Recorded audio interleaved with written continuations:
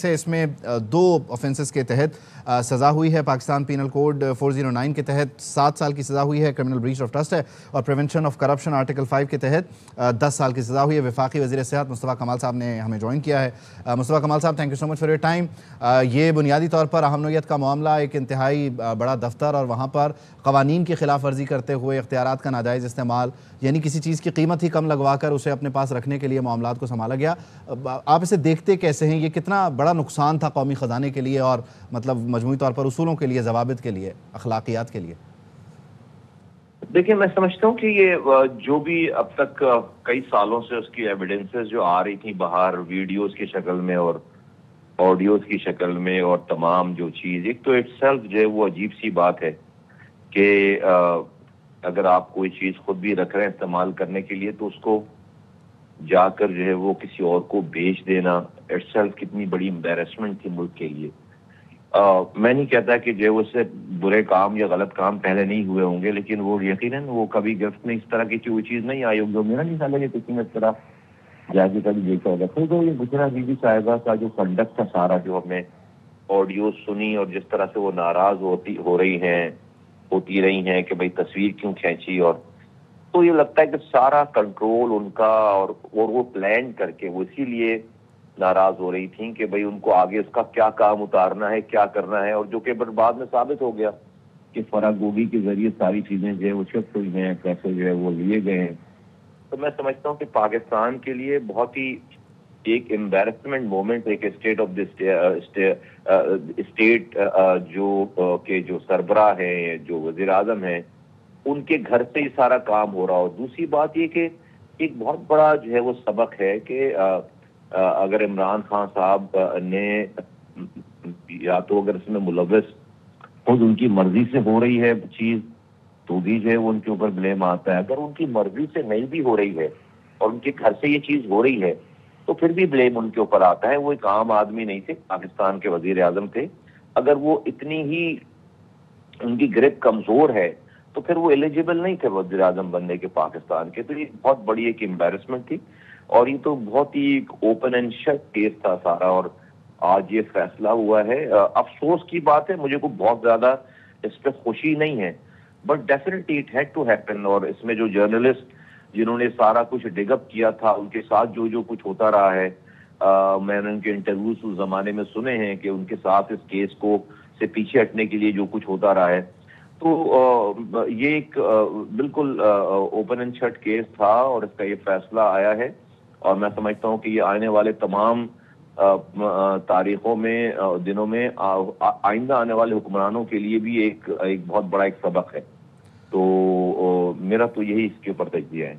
अच्छा, बुनियादी तौर पर मुस्तफ़ा कमाल साहब, इसमें ख़ास तौर पर आज से पहले इस नौइयत का मामला, जैसे आपने भी जिक्र किया, नहीं रहा। आइंदा आने वालों के लिए और ख़ास तौर पर यानी यहाँ से ऑनवर्ड, इस फैसले से ऑनवर्ड, क्या बुनियादी तौर पर ऐसी नई चीज़ें करनी चाहिए? किस तरह से मामलात को चलाना चाहिए हुक्मरानों के लिए? क्योंकि आप बहुत करीब भी रहते हैं, मतलब अभी भी काबीना का हिस्सा हैं, तो क्या मतलब हमारे कंडक्ट में क्या तब्दीली आनी चाहिए मजमूई तौर पर कि ऐसे ही दोबारा गलतियाँ ना हो? एज अ कौम हमारे कंडक्ट में, एज अ कौम मैं कहूँ आपको, पूरी कौम, और बहुत माजरत के साथ जिसकी हमारे पास कमी है कि हम एज अ कौम हमारे नजदीक किसी को चूज करने से पहले किरदार हमारे लिए उसका मसला नहीं है। हम कहते हैं किरदार उसका जाती मसला है। अपने घर में अपनी बेटी की शादी करने जाती है कौम में से कोई लोग, तो वो जो है वो जाकर लड़के का किरदार मालूम करते हैं, उसका खानदान मालूम करते हैं, उसकी महफिलें मालूम करते हैं। एक जिंदगी का फैसला करने जाते हैं तो किरदार देखते हैं।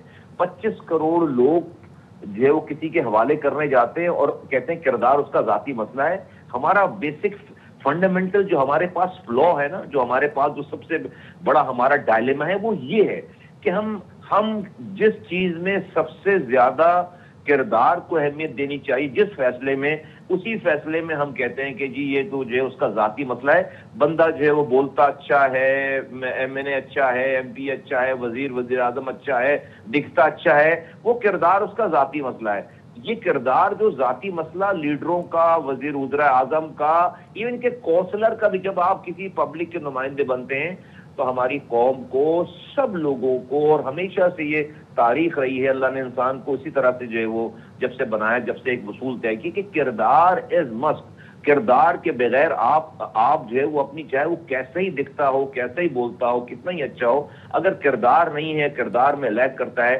تو ہمیں جو ہے وہ اپنے فیصلوں پہ نظر ثانی کرنا چاہیے۔ یہ ساری بات جو ابھی آج ہم یہ کردار والی بات ہے۔ کوئی بھی کردار والا شخص، کوئی بھی کردار والی پرسنالٹی وہ یہ کام نہیں کرے گی۔ کرنے سے پہلے 10 دفعہ جو ہے وہ ان کو سوچنا پڑے گا، وہ سوچیں گے اور کبھی بھی نہیں کریں گے۔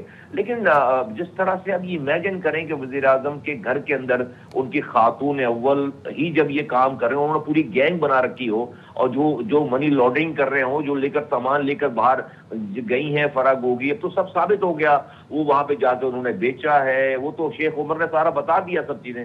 تو یہ تو بڑی ہی بہت ہی ایک سینسٹیو بات ہو۔ مجھے اس کے اندر اس لیے سرپرائز نہیں ہے کہ ہماری قوم کہتی ہے کہ کردار جو ہے کسی کا ذاتی مسئلہ ہے، تو جب تک کردار کسی کا ذاتی مسئلہ ہوگا، ایسے حالات جو ہے ویسے واقعات ہوتے رہیں گے۔